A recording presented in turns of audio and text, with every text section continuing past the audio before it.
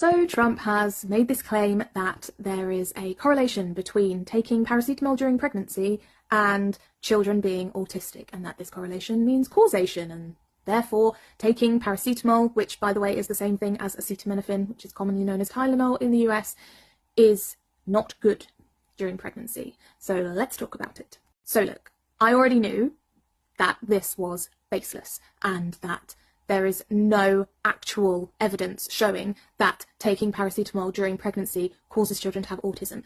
However, I went and I looked at the report that Trump is referring to, so I'm going to give you some information about it. So this report looked at 46 studies that have been done to do with taking acetaminophen, paracetamol during pregnancy, and neurodivergence. So there were 46 studies, 8 of those had to do with the relationship between paracetamol in pregnancy and autism. The others were either to do with paracetamol and ADHD or paracetamol and other neurodivergence. So we've only got 8 there that have to do with autism. Not a great sample size.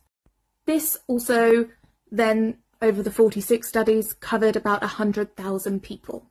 Remember that number, it will be coming up later. The study concludes that there is a potential causal relationship with acetaminophen use in pregnancy and children being autistic or having ADHD or having some kind of neurodivergence.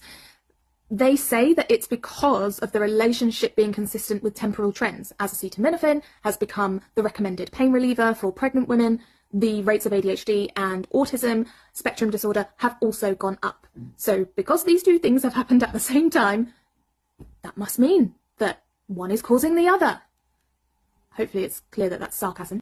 There is no evidence that taking paracetamol during pregnancy will cause a child to be autistic. There is no evidence showing that relationship being a causational one. There is, however, evidence that not taking something like paracetamol to treat fever or pain during pregnancy can pose serious risks to the child, such as neural tube defects and preterm birth.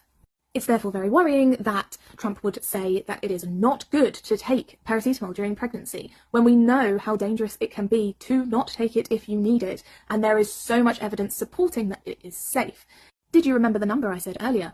That's right, 100,000 people in that report over 46 studies. However, there was another study published just last year in 2024 looking at the relationship between exposure to Tylenol, paracetamol, and autism. It was conducted looking at a population sample of 2.4 million children in Sweden between 1995 and 2019, and it found no relationship. All of this to say, please just listen to your doctors and maybe take your advice from someone who can actually pronounce acetaminophen.